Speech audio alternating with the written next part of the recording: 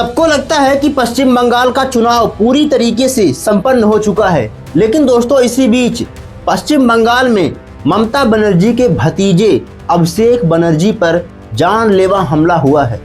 तो दोस्तों सबसे बड़ा सवाल उठता है कि आखिर उनके ऊपर ऐसा हमला क्यों हुआ, इसके पीछे किसकी साजिश थी। और इसे लेकर अभिषेक बनर्जी ने जो कुछ कहा है दोस्तों ना, वह अपने आप में कई सारे सवाल खड़े करता है। उन्होंने किस पार्टी पर सीधा आरोप लगाया है, आगे हम विस्तार से बात करेंगे, लेकिन आइए उससे पहले जान लेते हैं कि यह मामला क्यों और कैसे शुरू हुआ था। शायद आपको पता होगा कि टीएमसी सांसद यानी कि अभिषेक बनर्जी सोनारपुर से टीएमसी सांसद रह चुके हैं और वहां पर जिस प्रकार से चुनाव के बाद हिंसा हुआ था, तो हिंसा पीड़ितों से मिलने के लिए अभिषेक बनर्जी वहां पर पहुंचे थे, लेकिन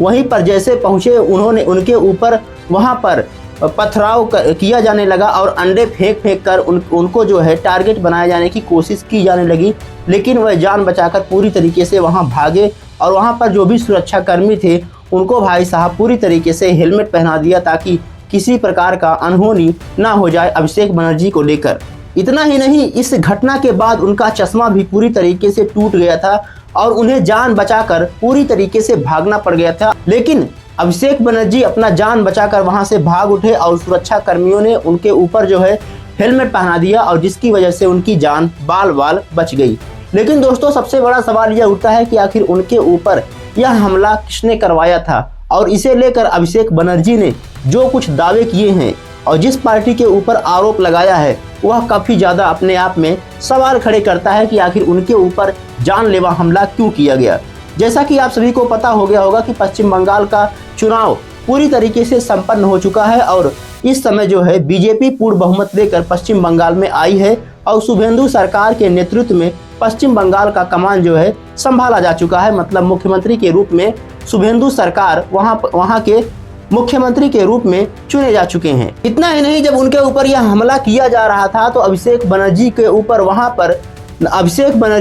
वहां पर बड़े बड़े नारे लगाए जा रहे थे जो अभिषेक बनर्जी के पूरी तरीके से समर्थन में नहीं था। कहने का मतलब यह है कि जैसे कि मुर्दाबाद वाले नारे लगाए जाते हैं, कुछ इसी तरीके का नारा जो है अभिषेक बनर्जी को लेकर लगाया जा रहा था और वहां पर पूरी तरीके से पथराव स्टार्ट कर दिया गया।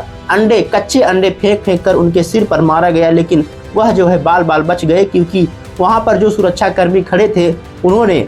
उनके ऊपर जो है हेलमेट पहना दिया और वहां से उनको सुरक्षित स्थान पर ले जाकर वहां पर बैठा दिया गया। इतना ही नहीं, अभिषेक बनर्जी जिस समय अपने बाइक पर सवार थे तो बाइक से उतरकर उनको अपनी जान बचाकर वहां से भागना पड़ गया था और इसे लेकर अभिषेक बनर्जी ने सीधा आरोप बीजेपी पर लगाया है और कहा है कि बीजेपी ने ही हम पर जानलेवा हमला कराने की कोशिश की थी, लेकिन मैं बाल बाल बच गया। बाकी दोस्तों आपको क्या लगता है कि इस तरीके से अभिषेक बनर्जी के ऊपर यानी कि ममता बनर्जी के जो भतीजे हैं अभिषेक बनर्जी के ऊपर जो सोनारपुर से सांसद रह चुके हैं, वहां पर उनके ऊपर हमला करना कितना ज़्यादा अपने आप में सवाल खड़े करता है, कमेंट बॉक्स में जरूर बताइएगा। मिलते हैं अगली वीडियो में, तब तक के लिए जय हिंद जय भारत।